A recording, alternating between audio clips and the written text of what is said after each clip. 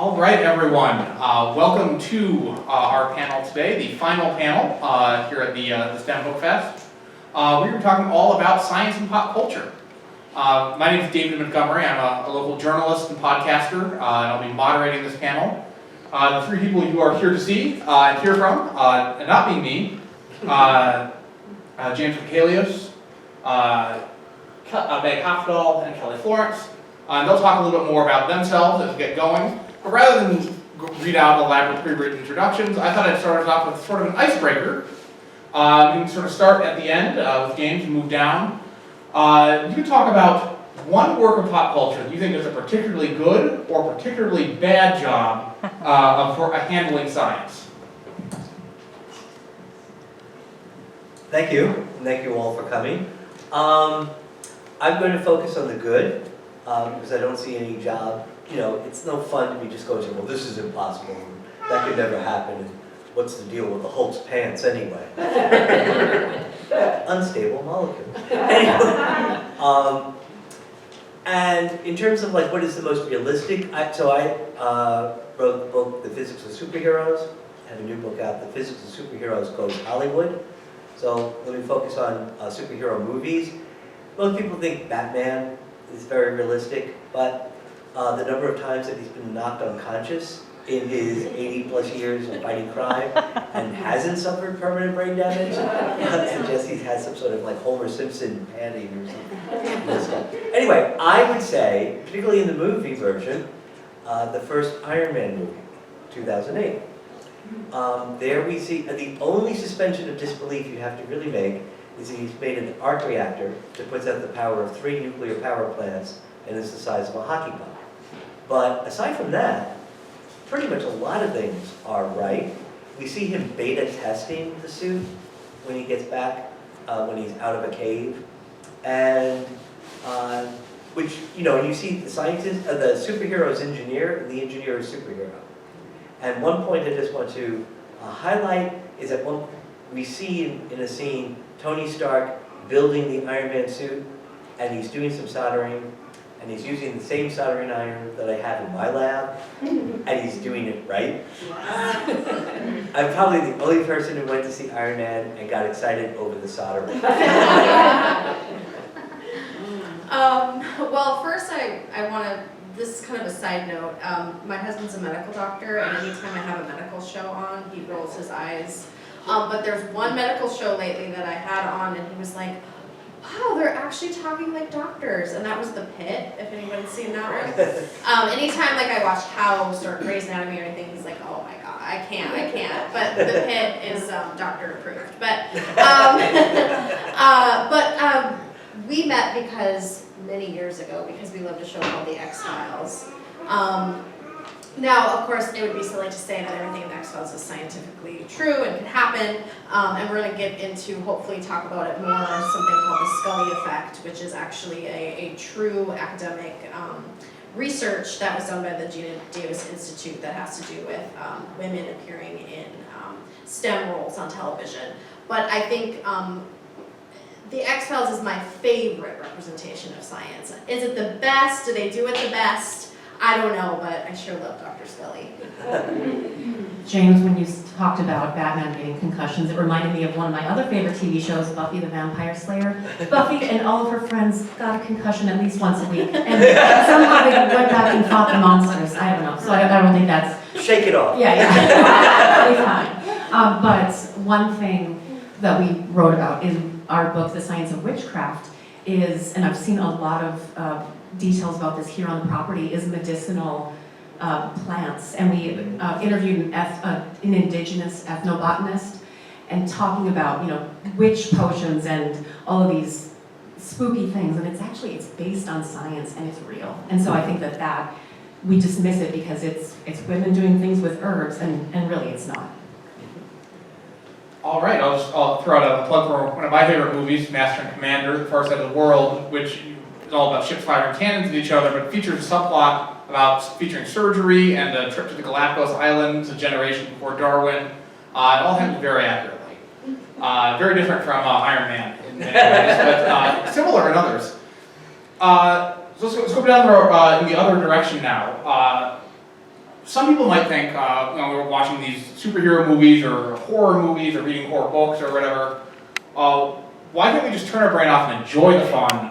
Why are you talking to us about science and stuff that's behind it? So how does looking at science help us enjoy these stories, in your opinion? So I think one thing that came out a lot when our book, The Science of Stephen King, came out, is a lot of Stephen King fans said, well, I don't want you to ruin the books and the movies for me. Like, don't ruin it. And we encourage them, actually, it's gonna make your viewing or your reading even better. Because finding out the things that these stories and these monsters and these phenomenon are based on, that it's true, truth can be scarier than fiction. And we love to pull on those threads and go down a rabbit hole and realize Freddy Krueger, Nightmare on Elm Street, came from Wes Craven reading an article about Laotian immigrants coming to the United States, and they thought they were dying of the dacha, a sleep demon, but it was cardiac arrhythmia and sudden unexplained nocturnal death syndrome for this group of Asian men specifically from Laos. And so Wes Craven read that and thought, what if there was a guy who could kill you in your sleep? Hence Freddy Krueger was born. So it's based on a true scientific principle. And I think as, the audience of these films or reading these books, I think that sort of what the wonderful thing is that you can sort of take what you want and leave what you don't want. Like, we interviewed a physicist about time travel for the book 11/22/63 for our Stephen King book. And a lot of that stuff, honestly, I mean, it's very esoteric, it's hard to understand, but fundamentally time travel is something that's so damn cool that we all want to know a little bit more about. And so I love that there's sort of this accessible way to access science and what we're watching. And like Kelly said, I mean, truth really is stranger than fiction. So there's so much to sort of a thread to take and be inspired as well as creators. I write fiction, and I know I can see something in the news about science, I can learn something, and it's like, okay, that's creepy. How can I use that? It's a good question, and the notion of ruining something, comes up a lot. I have to say that when I go to the movies, I'm a fan, and so I don't go to the movie theater with a pad of paper and a calculator and say, ooh, my physics sense is tingling. Rather, when you see something that's right from a science point of view, it's like, ooh, catching a little Easter egg or some sort of, hidden treasure. And I say, oh, I gotta remember that. Put it in another book. I've done some science consulting through the National Academy of Sciences Science and Entertainment Exchange. This is pro bono work that a lot of scientists do to answer questions from Hollywood creators of TV shows and movies. And the question is, why do they bother? And partly it's because they know that anytime the audience is questioning the science that they see on the screen is a moment when they're not paying attention to the story. If you see something that is just so egregiously bad that it takes you out of the picture, that they want to avoid. They're not going to get something 100% right. They call those refrigerator plot errors, plot holes. Right? When you go home, you reach into the refrigerator for a drink and you say, wait a minute, that's okay, right? But they don't want it to happen while you're watching the movie. And so they're trying to create a believable fake reality. And in that way, they want to get certain things right, like the soldering. Side note, one thing I hear a lot from people too is like when the people are playing instruments in movies and they do it incorrectly, like that's not how you play the violin. That's why, shout out to my hometown boy, Bob Dylan. Timothy Chalamet played him and he learned how to play the harmonica and guitar for it, so let's go. They still overdub often the sound, but it's important that the actor looks like they're going through the motions correctly. Verisimilitude, I think, is the term that you don't necessarily be accurate, but it needs to feel accurate to the audience. They have something that takes them out. So talking about accuracy, some people might say that, talking about these speculative fiction works, there are some that are very close to real science. That, you know, that there's usually a point of departure or a point of speculation where they make something up that isn't real. But some of these works stay really close to the science other than that point of departure. And others are just completely fantastical and just making stuff up because it sounds cool. As people who studied the science and pop culture, do you think the more accurate stuff is better because it's more accurate? Or is there a relation between that? We start with James in the end. I think a lot of it will just depend on the story and how well they're telling what they're telling. What I do in the Physics of Superheroes is I grant each character a one-time miracle exemption from the laws of nature and say, well, if you were super strong, or could stretch like a rubber band, run at super speed, you know, could you run across the ocean, catch bullets in the air, or drag people behind you in your wake? Yes, all things that are correct from the science point of view once you make that suspension of disbelief. So I think that to some extent, as long as you play fair along those lines, it's okay. Now I just got, what was the question? Are they better? Are these more accurate? So a lot of it will just depend on how well they're incorporated into the story or making use of it. I think that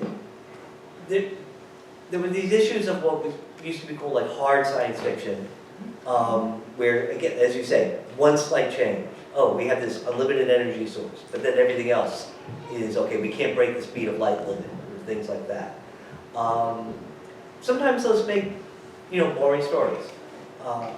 The science in these things is, in some cases, like window dressing, and in other cases can be essential to moving the story along. And like time travel, you mentioned, right? One character who has, I didn't initially try to give a miracle exemption to the laws of nature, is Superman. Because you think, oh, how could you possibly account for all his powers? After my book came out, another physics professor wrote an article on the unified theory of Superman's powers that proposed that what he's able to do is change the inertia of anything that he's in contact with or near. And we'd all be able to lift a car overhead if we could make its mass be the same as a pillow. And we'd all be bulletproof if we could make the mass of bullets be the mass of a speck of dust, right? So in some sense, it does kind of work that way. And then from that, the fun part, at least for me, is taking these ideas and seeing where else does it lead to. I figured out a way that is completely consistent with general relativity, how Superman is able to make time go backwards by flying rapidly around the Earth.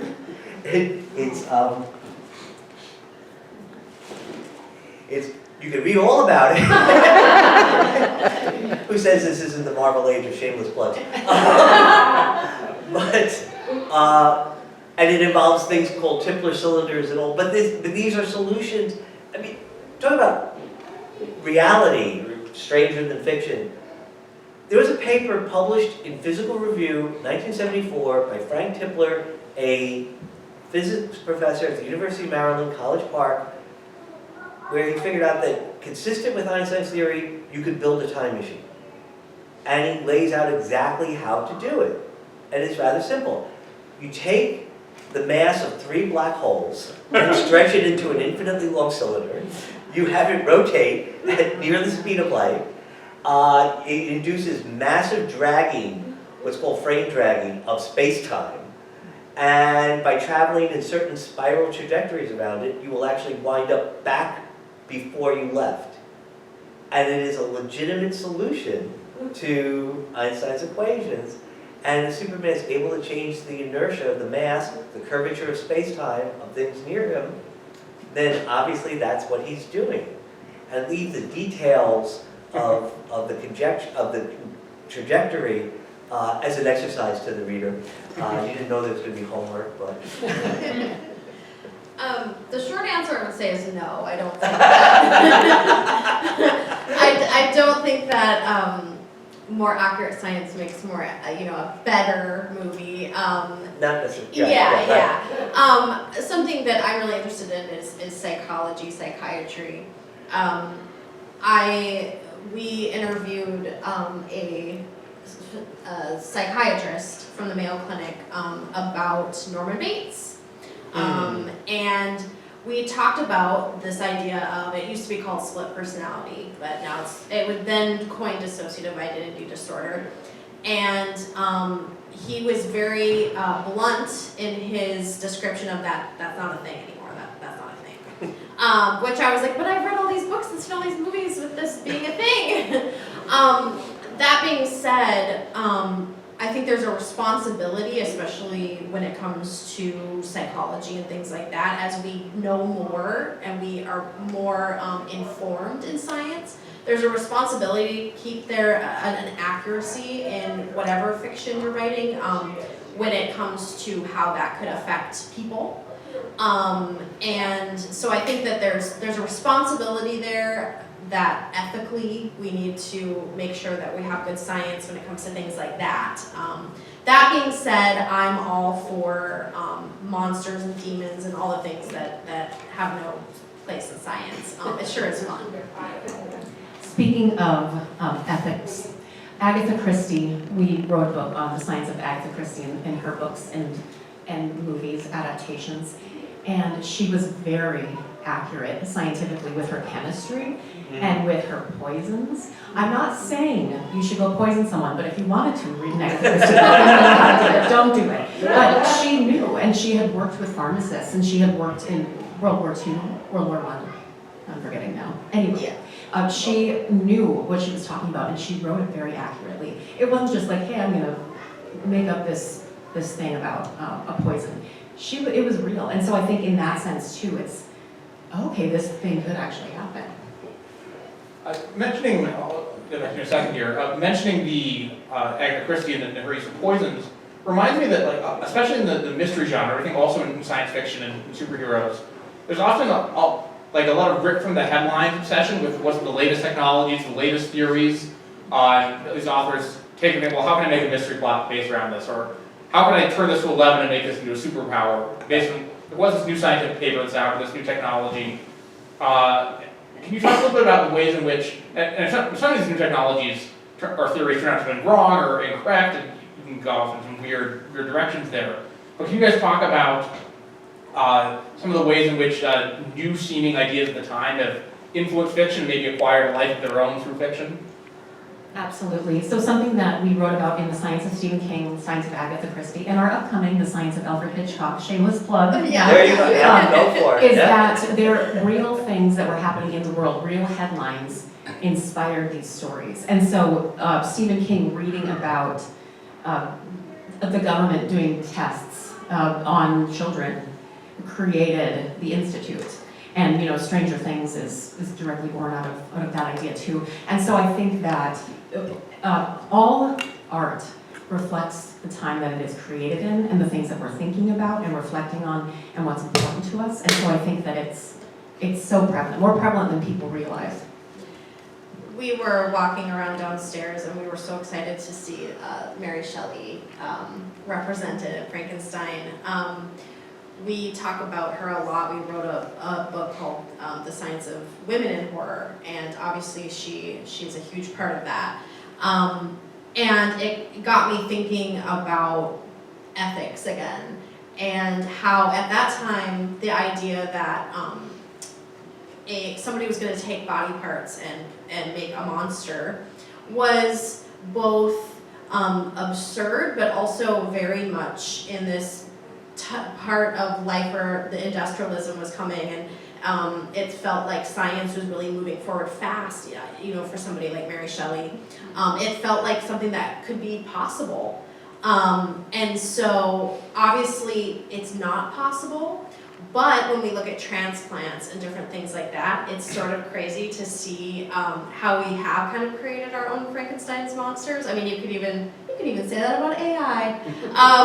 But it's very sort of cool to see her perspective as a woman who grew up in a time that was, you know, she was very steeped in literature and art. And here we are talking about literature and art and how it sort of circumvents with science. And I think, well, she's the queen, but I just think it's very cool. That's great from what you both said. reflecting the times, absolutely. When Superman first appeared, the very first person in Action Comics #1, 1938, the very first person Superman roughs up, a Washington lobbyist. He's fighting crooked politicians, sweatshop owners, people who run unsafe coal mines, slum landlords. 1938, the Depression. He's giving voice to a lot of the frustration that people feel. In a few years, he's the source of a multi-million-dollar enterprise. He starts fighting people like Toyman or Brainiac who want to take over the planet or the solar system, but will leave the US corporate power structure safely undisturbed. That's a separate issue. And the other thing that you mentioned about ethics, that resonates a lot for me, because one of the things that I find appealing, and I think also is why the superheroes, especially now with the movies and TV shows, have reached a wider audience, is that they're kind of almost a nice genre of a literature for ethics. Okay? You get struck by lightning and bitten by a radioactive wombat or something, and you gain these powers. How do you use them? For selfish reasons or to help other people? Are you ever off the clock? We would all run into a burning building to save our family, loved ones. We'd all probably hesitate, if not just for a second, to save perfect strangers. And that's, a rational response. But there are people who do this, they're firemen. You say, well, they're paid to do it. Well, there's volunteer firemen. And in some sense, the superheroes are like the ultimate volunteer firemen. They work out issues of what you owe other people, what's your responsibilities. And at the end of the story, the bad guy gets punched in the face. So, yeah, exactly.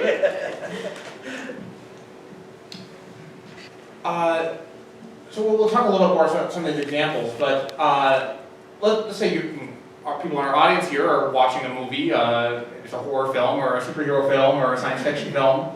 You see something on the screen, you guys want to learn, like, what's the science behind it? Is this real? Is this something that can be actually done? Something that needs just one exception to be done? Something that's totally ludicrous? How would you guys recommend people go about researching after they come out of a movie or a book or something like that to find out what's the real science? Gee, I don't know. Wait a second. Here. Yeah, all these years in graduate school are turning into a prop comic. The internet is a great resource. A friend of mine was the science consultant for the Big Bang Theory, professor at UCLA. And we get the script and they leave little blanks for some techno-babble stuff. And he was responsible for the equations that were on the whiteboard every week on the TV show. And it was like accurate science that actually related to what was going on in the story. And then he had a blog that week he would talk about, what went on in the story and what was on the whiteboard. And he would always complain to me, every week, the actors are standing in front of the best part of the show. But the internet, other resources, and just even debating or arguing with your friends about things. And the fun part, the idea of a one-time miracle exemption to account for what you're seeing, is to some extent what is done in best cases in science.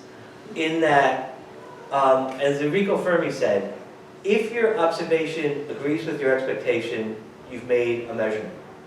If your observation disagrees with your expectation, you've made a discovery. And we all want to make discoveries. But that also suggests that you went in with an expectation.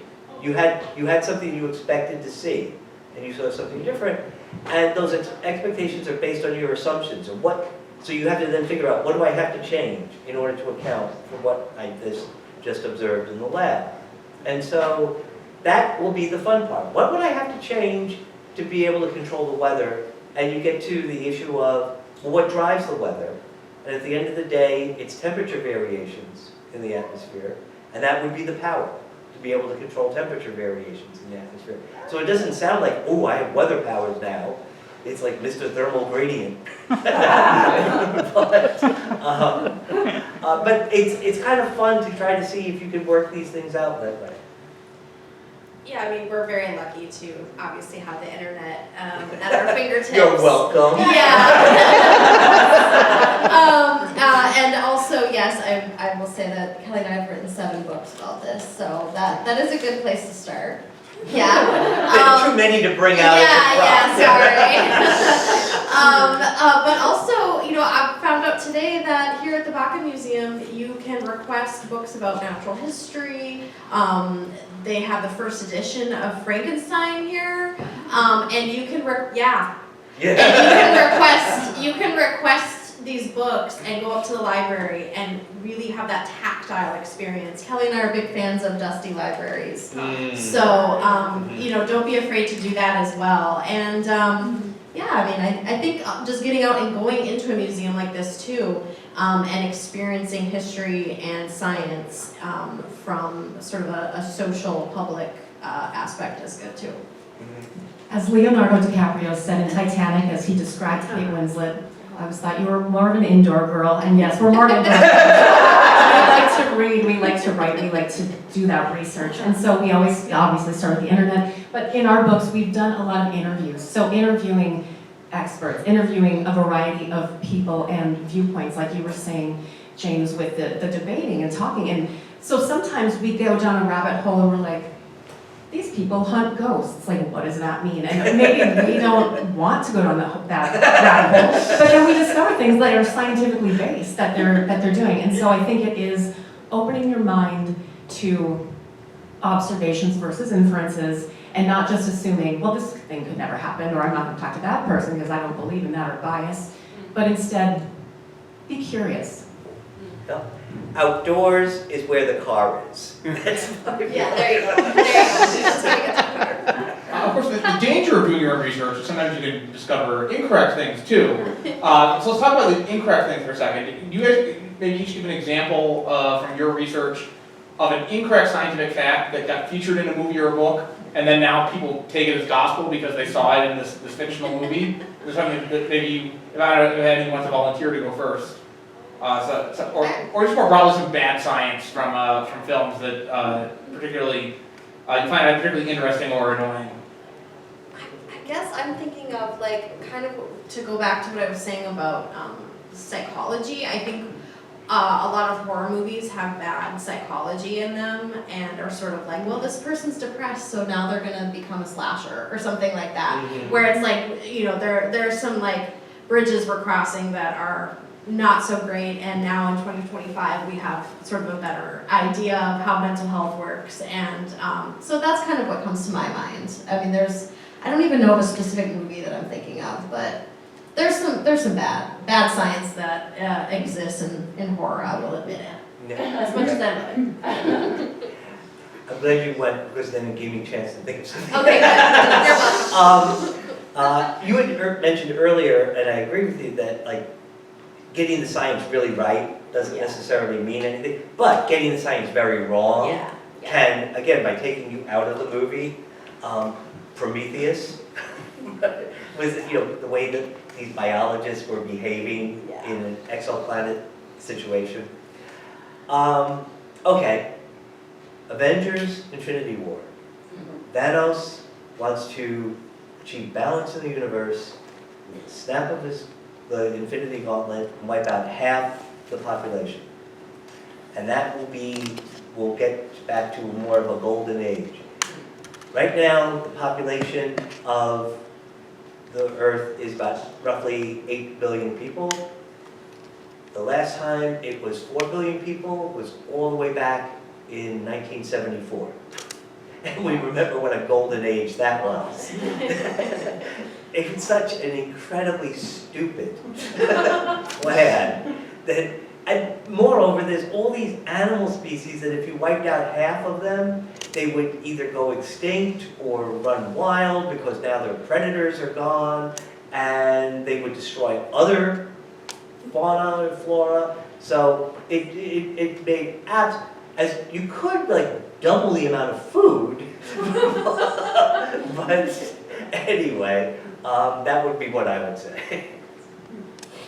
And I can't think of a specific example off the top of my head, but something that we do when we research and write our books is, if something isn't interesting for us, we're not gonna write about it. Yeah, Because if we're not excited, and if this isn't a path that we wanna go down, why would our readers want to? Yep. So, I think just stick with, what's interesting. All right, let's see. Do we want to, do anyone have anything else that you guys wanted to say that I didn't get a chance to ask you? Or can we jump to audience questions? All right, so if anyone has any questions you want to ask any of the members of our panel, I'll ferry the mic out to you. The working mic. Hi, so what you were saying made, specifically the thing about the soldering iron, do you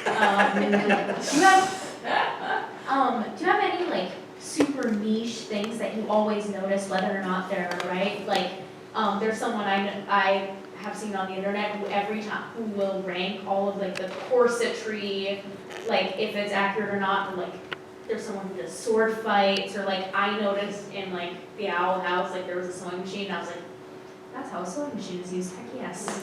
Like, what's that? Okay, I have two quick ones. One is, and when I did a little bit of science consulting, I tried to get them to do this. A lot of times you'll see on whiteboards in professors' offices a collection of random complicated looking equations that have no connection to each other. It's like, oh, it's the Schrodinger equation, which looks very complicated. It's not like we have to write it down, otherwise we won't remember what it is. So that is one little pet peeve. The other one is kind of more physiological, and it has nothing to do with superhero movies or even horror movies, but whenever they show someone sleeping and they get a phone call in the middle of the night, they turn on the light so that, you could see them acting.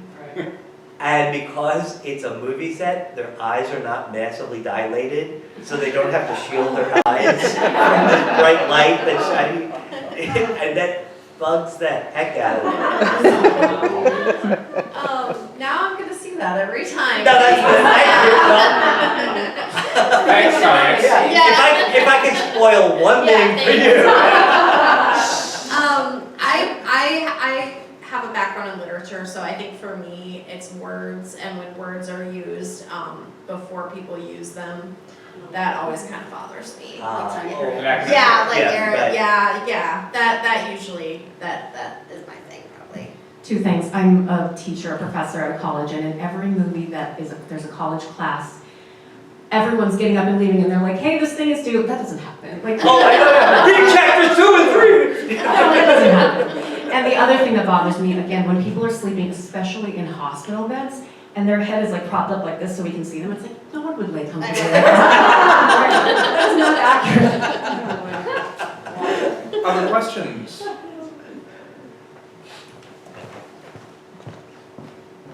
Yes, and this probably dates me because I'm in my 70s, but I have always been fascinated with the Twilight Zone.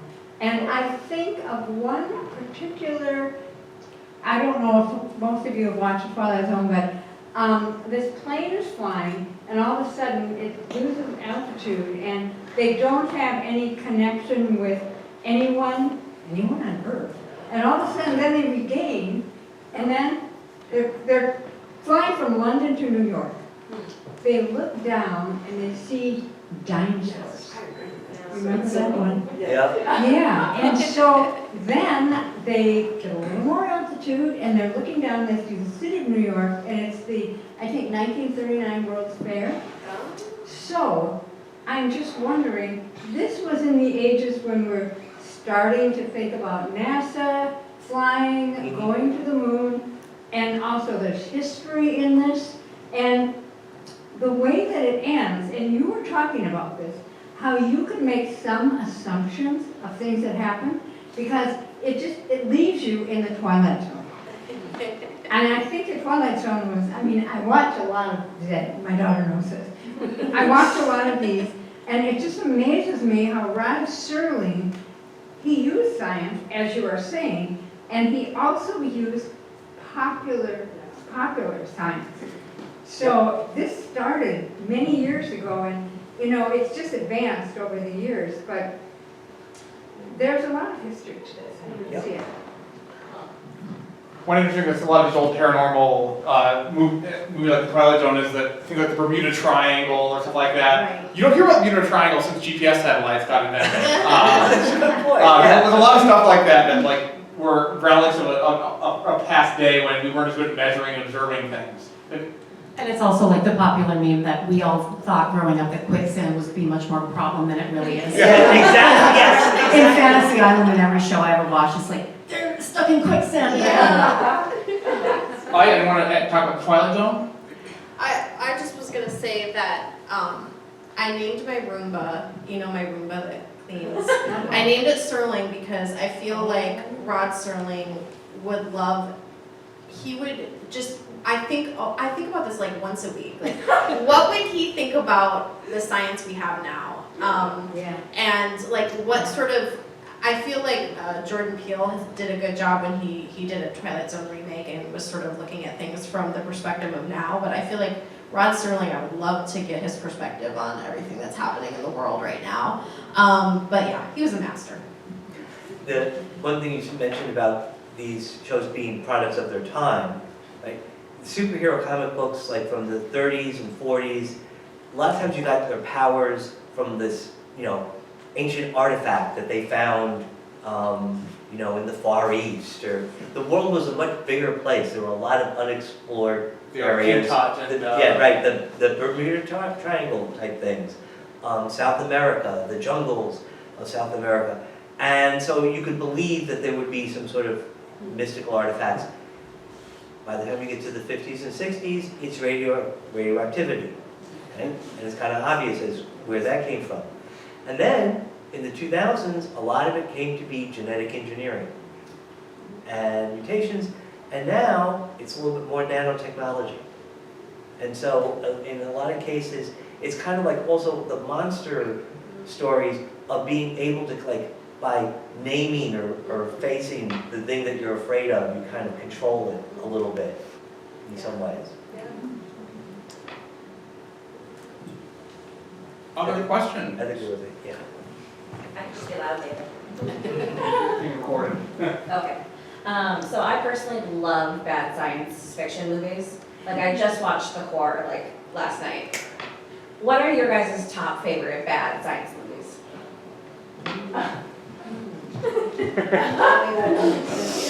My favorite bad science/horror movie is Invasion of the Blood Farmers. Because people come from outer space and they harvest people. No, it's so cheesy, it's so bad, but there's science. I'm really into like what is it about big bugs, like big insects, like them, or Yeah. I don't know what it is, and I do like the 50s ones, like them, where it's like you can see how they made like a little miniature town, and then they just put a tarantula on it. I do love those. George, I think it was George Pal who made a lot of like science fiction disaster movies. There was one like when Worlds Collide, and there was one Crack in the World, where they were doing some deep drilling experiment to tap geothermal energy, and it hit something unstable, and basically like a crack propagated through the planet and lifted up for reasons, like a second moon going up. Everyone does. And I remember as a kid thinking that was really awesome. And when I talked to my colleagues in the Earth Science department, if I ever want to see their heads explode, it's a great thing to bring up. We have one more question. I've got one. So, you're talking a lot about how, you know, getting the science right in the stories and so forth. So, sort of spinning that around, can you talk about or think of examples where stories or art have inspired or sparked the curiosity of scientists and led to something because of that? As Meg touched on earlier, the Scully effect from the X-Files actually led a lot of women identifying people to go into STEM fields and become medical doctors and go into chemistry. And so I think that's an example of this scientist, this not a real doctor, a fictional doctor on screen. And Gina Davis's institute, if she can see it, she can be it. That's their motto. And so I think it is that inspiration of, hey, I could do that. Yeah, like think of all the people who saw Dr. Scully on the X-Files, like kick ass, because she does. And they were like, I want to be that in real life. And so yeah, I love that. That's what comes to mind. I mean, I think that scientists have forever been interested in sort of art that they find. And I was just at Stonehenge. I had the pleasure of doing that. And I can't imagine a better example of art or whatever it is. We still don't entirely know. Being an inspiration for, not only historical research, but scientific research and what the heck that is. I'm glad you brought up Scully again, because one thing that I think the X-Files missed an opportunity. A lot of times in the stories, there's some unexplained phenomena. Scully is coming in with a scientific explanation. Mulder says, no, it's got to be, some paranormal thing. And at the end, it's always paranormal. Once, Scully should have been right. And once, it would have been like, no, it's just the groundskeeper, Mr. Henson. But, Scooby-Doo is the anti-X-Files. They could have at least once given her a win. I agree.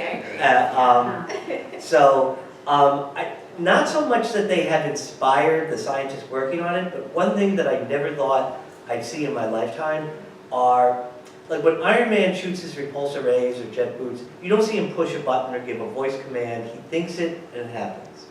And in the comics, it's explained that he has a cybernetic helmet. This is real. Scientists have developed, and they don't have to go into the brain, they just sit as a cap, sensors that pick up the very weak electromagnetic radio waves that your brain generates because of the ionic currents. And they're amplified, and with proper training, there's videos. Professor Bin he used to be at the University of Minnesota, now he's at Carnegie Mellon. His graduate students are piloting like a remote control helicopter, like a drone, through an obstacle course without a joystick or any controls, but thinking of where they wanted to go.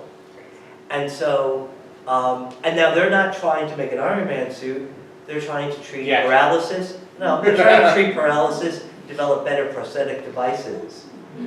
And this is the thing that is inspiring from these movies and TV shows, and going back to the Twilight Zone and earlier, that the world is a knowable place, and we can face our monsters. And because to some extent, what we're discovering, the discoveries are ethically neutral. It's gravity, it exists. You can use it, for good or for bad. And the same thing with electromagnetism, obviously. And so, when people get electrocuted or shocked, it's bad. I don't think we want to live in a world without electricity. And so, these shows kind of all can inspire us and lead us out to realize that it's a really cool world out there. All right, well, let's give a big round of applause for all our panelists. We'll close out by going down the line again and having everyone giving everyone a chance to promote your books, your projects, where people can find you. My name's Dave Montgomery, as I said. I'm a journalist. I also have a history podcast about 19th century France, which does delve occasionally into some of the scientific stuff. It's called The Siècle. I won't bother spelling it. Just if you search David Montgomery History Podcast, that's probably the easiest way to find it. But why don't the three of you talk about your projects and where people can find you? All right, we are both on social media, Kelly Florence and Meg Hoftel. I'll talk about our first 4 books, you can talk about the last 4, let's see if we can remember. Okay. Science of Monsters, Science of Women in Horror, Science of Stephen King, Science of Agatha Christie. Oh, that was out of order. Science of Witchcraft, Science of Alfred Hitchcock, Travels of Terror, a travel book I saw is downstairs. That is apropos for the season. So what did I miss? And Science of Serial Killers, of course. Well, in my day job, I'm an alma mater physics professor at the University of Minnesota. And so that's where you can find me. I've written The Physics of Superheroes, The Amazing Story of Quantum Mechanics, that talks about how we were promised jetpacks and flying cars, and we got cell phones and laptop computers instead. And then The Physics of Everyday Things, which follows you around your day, and every time you interact with technology, I explain how it works. And now The Physics of Superheroes goes Hollywood. And if any of those books sounded interesting to you guys, you're in luck because there's a book signing downstairs right after this. So feel free to mingle, say hello, and join them downstairs at the book signing. Thank you all for And coming. thank you, David, for